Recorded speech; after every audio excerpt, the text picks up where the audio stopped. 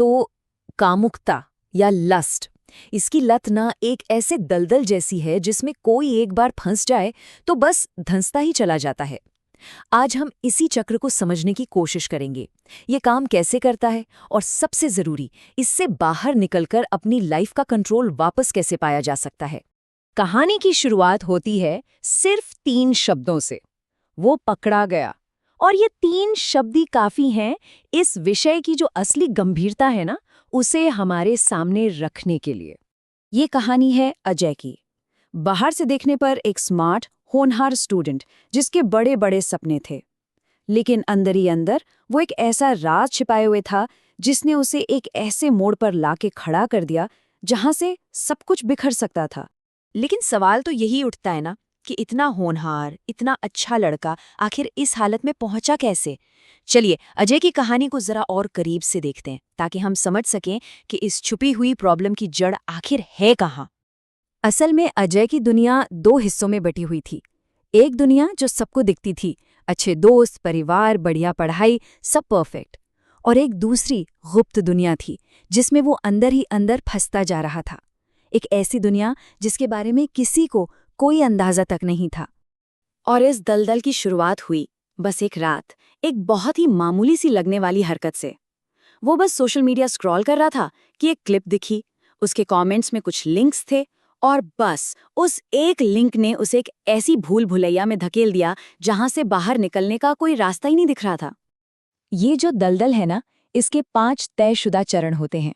आप कह सकते हैं कि ये एक ऐसा रास्ता है जिस पर कोई इंसान जिज्ञासा से चलना शुरू करता है और मजबूरी तक पहुंच जाता है।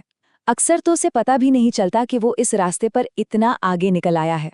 जिज्ञासा से लेकर बिल्कुल अकेलेपन तक, ये हैं वो 5 चरण जो किसी को भी धीरे धीरे बिना आहट दिए इस जाल में फंसा सकते हैं। चलिए एक एक करके इन्हें समझते हैं। पहला स्टेज है जिज्ञासु ब्राउज़र। ये है वो शुरुआती पॉइंट जहां सब कुछ सिर्फ क्यूरियोसिटी से शुरू होता है। मन में ख्याल आता है, अरे बस एक बार देखने में क्या हर्ज है। अजय के लिए भी ये सब इंस्टाग्राम और रेडिट पर ऐसे ही बस एक जिज्ञासा से शुरू हुआ था। इसके बाद आता है स्टेज 2, वीकेंड वॉरियर। अब जो चीज गलती से शुरू हुई थी ना, वो स्ट्रेस या बोरियत दूर करने का एक जानबूझकर अपनाया गया तरीका बन जाती है। इंसान खुद को यकीन दिलाता है कि अरे ये तो बस वीकेंड के लिए है, सब कंट्रोल में है। लेकिन धीरे धीरे ये आदत रोज का पलायन बन जाती है। वो जो वीकेंड वाली लाइन थी ना, वो टूट जाती है। दिमाग को डोपामाइन के इतने आसान हिट्स की ऐसी लत लग जाती है कि नॉर्मल अच्छी चीजें भी बोरिंग लगने लगती हैं। अब ये कोई मजा नहीं बल्कि एक जरूरत बन जाती है। चौथा चरण है बाध्य उपभोक्ता। इस पड़ाव पर आके ना मजा आना बंद हो जाता है, ये बस एक मजबूरी बन जाती है।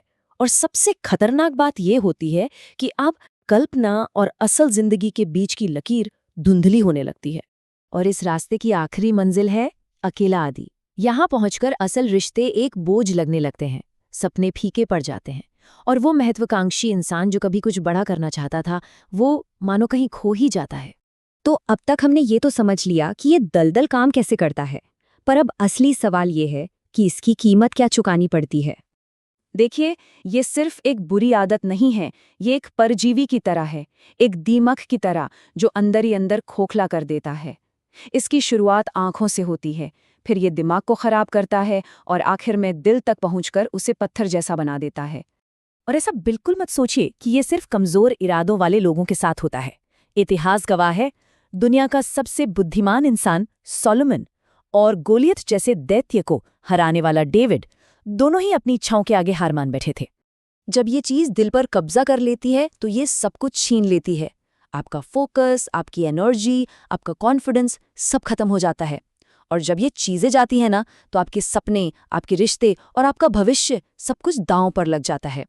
तो सवाल ये है कि क्या इस चक्र से बाहर निकलने का कोई रास्ता है भी? और जवाब है बिल्कुल है। तो चलिए अब प्रॉब्लम से सॉल्यूशन की तरफ चलते हैं और उन 5 प्रैक्टिकल कदमों को समझते हैं जो इस खतरनाक साइकिल को तोड़ने में मदद कर सकते हैं। रिकवरी के ये 5 कदम एक टूलकिट की तरह हैं। पहला ट्रिगर मैप, दूसरा प्रतिस्थापन अनुष्ठान, तीसरा शारीरिक थकावट, चौथा शर्म का ऑडिट और 5वां पहचान की अदला बदली। तो पहला कदम है अपने ट्रिगर्स का एक नक्शा बनाना। मतलब ये समझना कि ये इच्छा आती कब है। देखिए, ये इच्छा कभी अकेले नहीं आती। ये अक्सर बोरियत, अकेलेपन या तनाव का नकाब पहन कर आती है। तो ईमानदारी से ये लिखना होगा कि ये इच्छा कब और क्यों ट्रिगर होती है। तभी तो असली दुश्मन का पता चलेगा। दूसरा कदम है प्रतिस्थापन अनुष्ठान। कामुकता असल में एक भटकी हुई एनर्जी है। इसे दबाने की कोशिश करना हमेशा फेल होता है। तो इसका सल्यूशन है इसकी दिशा बदलना। मतलब जैसे ही इच्छा महसूस हो, उस एनर्जी को तुरंत किसी पहले से तय किए हुए काम में लगा देना है। तीसरा कदम बहुत ही सिंपल लेकिन उतना ही पावरफुल है, शारीरिक थकावट। जब भी ट्रिगर महसूस हो, शरीर को थका दो। पुशअप्स करो, दौड़ो, कुछ भी करो। क्योंकि जब शरीर थक जाता है ना, तो दिमाग के पास उस इच्छा को बढ़ावा देने के लिए एनर्जी ही नहीं बचती। अब आता है चौथा स्टेप, शर्म का ऑडिट। देखिए, हर गलती के बाद ना एक आवाज आती है अंदर से, शर्म की, जो कहती है मैं तो हूं ही ऐसा। ये एक तरह की मेंटल जेल है जिसे तोड़ना ही होगा। ये किसी की पहचान नहीं है, ये सिर्फ एक पैटर्न है। और अच्छी बात यह है कि पैटर्न बदले जा सकते हैं।